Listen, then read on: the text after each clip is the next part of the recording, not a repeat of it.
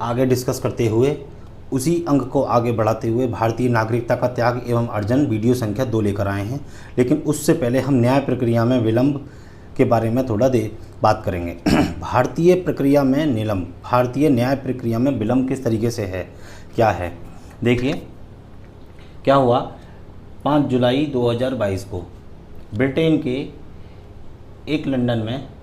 के लंदन में एक सम्मेलन चल रहा था। वहाँ पे भारत के मुख्य न्यायाधीश माननीय एन वी रमना जी ने कहा कि भारतीय न्याय प्रक्रिया में विलंब है। अब भारतीय न्याय प्रक्रिया में विलंब क्या कारण है, भारतीय न्याय प्रक्रिया में विलंब के कारण और समाधान हम इस वीडियो में आज डिस्कस करेंगे। फिर उसके बाद अगली वीडियो भारतीय नागरिकता का त्याग एवं अर्जन।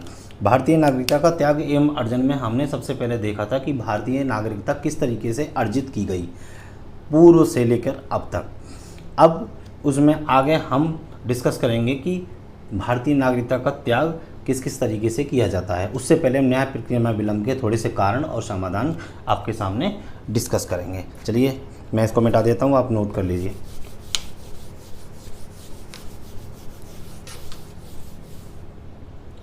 देखिए भारतीय न्याय प्रक्रिया में विलंब। भारत के मुख्य न्यायाधीश माननीय एन वी रमना जी ने ब्रिटेन के लंदन में एक सम्मेलन में ये बात कही। सबसे पहले इसके कारण दर्शाते हुए हम बात करते हैं। कारण क्या है न्याय प्रक्रिया में। सबसे पहले होता है न्याय प्रक्रिया में, मैं डिस्कस कर लेता हूँ सबसे पहले कि कितने ज़्यादा मुकदमे इसमें लगे हुए हैं अभी तक। न्याय प्रक्रिया में सुनवाई में इतनी देरी है। मई 2022 तक भारत में न्यायपालिका के विभिन्न स्तरों में 4.7 करोड़ से अधिक मामले लंबित थे। इनमें से 87.4 मामले अधीनस्थ न्यायालयों में तथा 12.4 मामले उच्च न्यायालयों में लंबित थे। यानी टोटल 4.22 मई 2022 तक 4.7 करोड़ मामले क्या है लंबित थे, जिसमें इनमें से 87.4% जो मामले थे वो अधीनस्थ मामले थे, अधीनस्थ न्यायालयों में थे, और 12.4 जो मामले थे वो मामले उच्च न्यायालयों में थे, यानी हाई कोर्ट्स में थे। अब लगभग 1,82,000 मामले 30 वर्षों से अधिक समय से लंबित चल रहे हैं। मुकदमे की बढ़ती प्रक्रिया के बीच में अधिकतम लोग संगठन अदालतों का दरवाज़ा खटखटा रहे हैं। अब सबसे पहले बात आती है कारण की कि न्याय प्रक्रिया में भारत में विलंब क्यों है। इसके कुछ कारण हैं, मैं आपके सामने डिस्कस करूंगा। देखिए सबसे पहले क्या आता है कि सुनवाई में देरी या न्याय प्रक्रिया में विलंब के कारण। फर्स्ट पॉइंट आएगा न्याय प्रक्रिया में विलंब। पहला कारण है इसका वैकेंसी, यानी कि भर्तियां क्या हैं, रिक्त हैं। पहला मतलब है भर्तियां रिक्त हैं, यानी कि जजों की संख्या इनकम्प्लीट है अकॉर्डिंग टू केस। मुकदमों के हिसाब से भर्तियां नहीं होती हैं, पहला कारण, सबसे बड़ा कारण है। दूसरा कारण आते हैं मामले ज़्यादा होने के कारण समय लगना, न्याय प्रक्रिया में समय लगना, नियुक्तियों में देरी। जितनी भी नियुक्तियां में देरी, न्याय प्रक्रिया में जितनी भी, पहले तो भर्तियां नहीं हैं, भर्तियां सबसे ज़्यादा कम हैं। उसके बाद जितनी भी नियुक्तियां हैं उनमें नियुक्तियों में देरी है। केस के हिसाब से नियुक्ति में अगर देरी होगी तो न्याय प्रक्रिया में विलंब होने का एक मुख्य कारण बनेगा। नंबर तीन में आते हैं हम, मामले ज़्यादा होने के कारण ज़्यादा समय लगता है, इसमें ही आ जाएगा। फिर वकीलों का बार बार स्थगन करना, हड़ताल करना, वकीलों द्वारा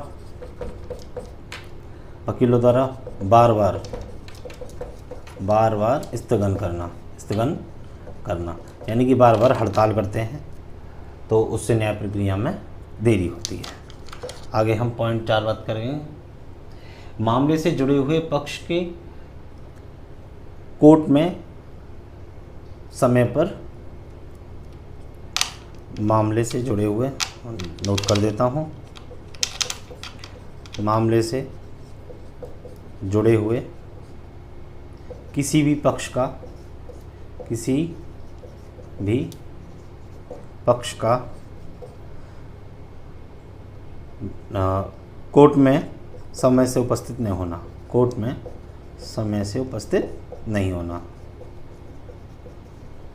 उपस्थित नहीं होना। देखिए, सबसे पहले मैं आपसे बात करता हूं कि न्याय प्रक्रिया में विलंब के पहला कारण मैंने बताया भर्तियों में देरी। भर्तियां खाली हैं, वैकेंसी इनकम्प्लीट हैं, वैकेंसी इनकम्प्लीट है, केस के हिसाब से, मुकदमों के हिसाब से भर्तियां खाली हैं। दूसरा, इनकम्प्लीट नियुक्तियों में देरी, जो भर्तियां हो चुकी हैं उनकी नियुक्तियों में देरी होती है तो उससे भी न्याय प्रक्रिया में विलंब होता है, मुकदमों में डेट बार बार बढ़ती रहती है। तीसरा होता है वकीलों द्वारा बार बार स्थगन, वकीलों द्वारा अपनी मांगों को लेकर बार बार हड़ताल होती हैं या बार बार स्थगन करते हैं। इस तरीके से मामले से जुड़े हुए किसी भी पक्ष का कोर्ट में समय से उपस्थित न होना, ये 4 मुख्य कारण हैं न्याय प्रक्रिया में विलंब। नोट कर लीजिए। धन्यवाद। देता हूँ इसको मैं आगे मैं कारण दर्शाते हुआ एक कारण और बताता हूँ आपको न्याय प्रक्रिया में विलंब का कारण।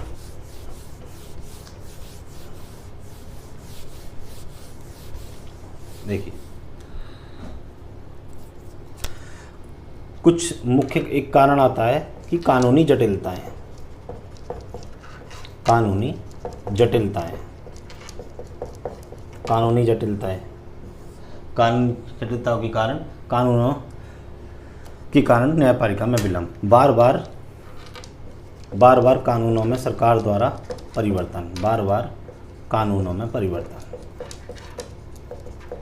यदि कानून बार बार कानूनों में अगर परिवर्तन होगा तो उससे भी न्याय प्रक्रिया में विलंब होगा। ये कुछ मुख्य कारण हैं। अब आगे डिस्कस करते हैं इन कारणों में, न्याय प्रक्रिया में विलंब के जो कारण थे, समाधान क्या है इनके। समाधान की बात करते हैं, सॉल्यूशंस देखते हैं इनके। समाधान का पहला है मामलों के हिसाब से, मामलों के हिसाब से सभी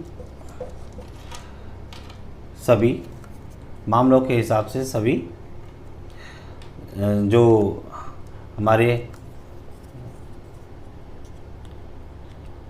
मामलों के हिसाब से सभी कोर्ट्स में जितनी भी अदालतें हैं उनमें जजों की भर्तियां की जाएं, नियुक्तियां की जाएं, जजों की नियुक्तियां की जाएं। नंबर 2, जो पूर्व से निर्धारित नियुक्तियां हैं, जो वैकेंसी हो गई हैं, उनको जल्दी से जल्दी नियुक्ति दी जाए। तीसरा कारण आता है न्यायाधीशों से संबंधित उपाय, सही और त्वरित निर्णय लेने के लिए, सही एवं त्वरित,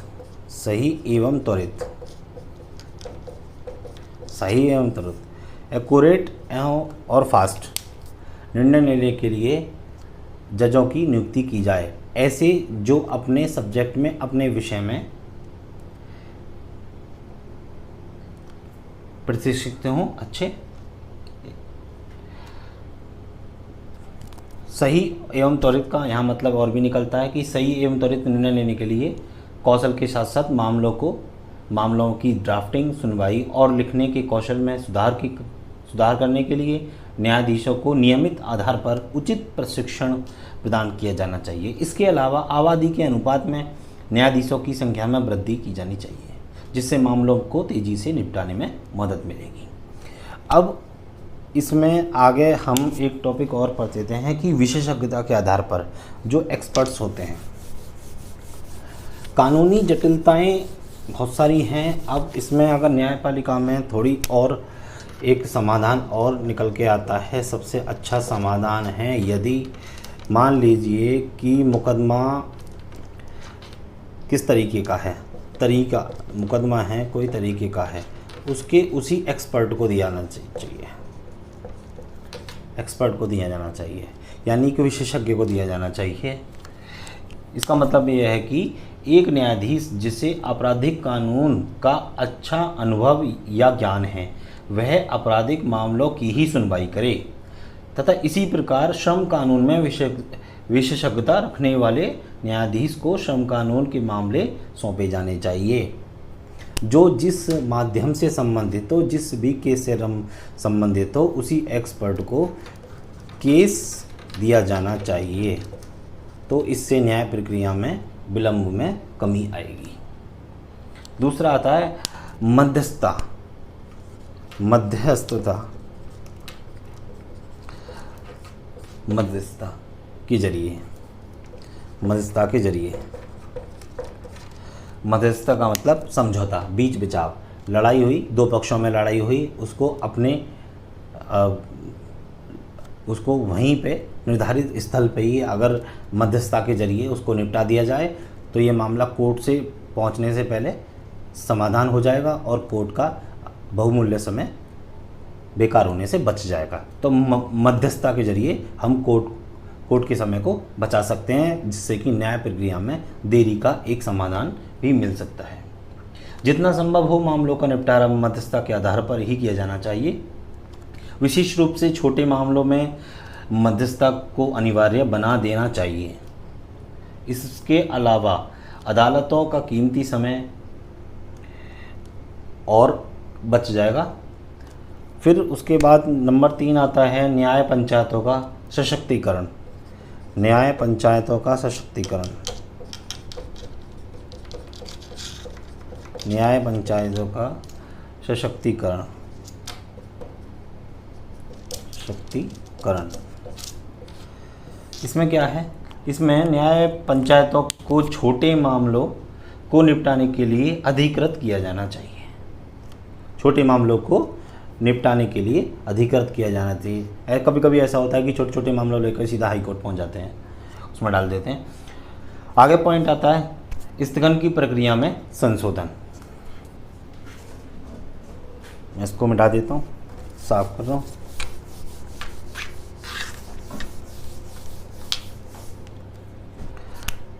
अगला पॉइंट आता है हमारा स्थगन की प्रक्रिया में संशोधन।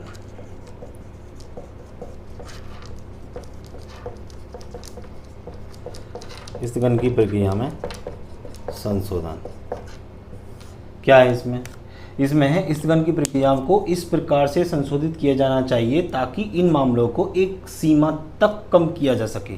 साथ ही अनुचित आधार पर स्थान के लिए आवेदन करने वाले व्यक्ति पर जुर्माना लगा देना चाहिए। तकनीकी ज्ञान, फिर इसके बाद एक पॉइंट है, एक बार तकनीकी ज्ञान। तकनीकी ज्ञान में क्या आएगा? तकनीकी ज्ञान का उपकरण के रूप में प्रयोग। पिछले 2 दशकों में सूचना प्रौद्योगिकी ने हमारे जीवन में कई लाभकारी परिवर्तन किए हैं। एक उपकरण के रूप में सूचना प्रौद्योगिकी न्याय दिलाने में भी उतनी ही उपयोगी साबित हो सकती है। यानी कि कोई भी टेक्निकल वर्क है उसको सुधार देना चाहिए और वर्तमान में आधुनिक चीज़ों का उपयोग करते हुए हमें कोर्ट का समय बचाने में मदद करनी चाहिए ताकि लंबित मामलों की सुनवाई समय से हो सके।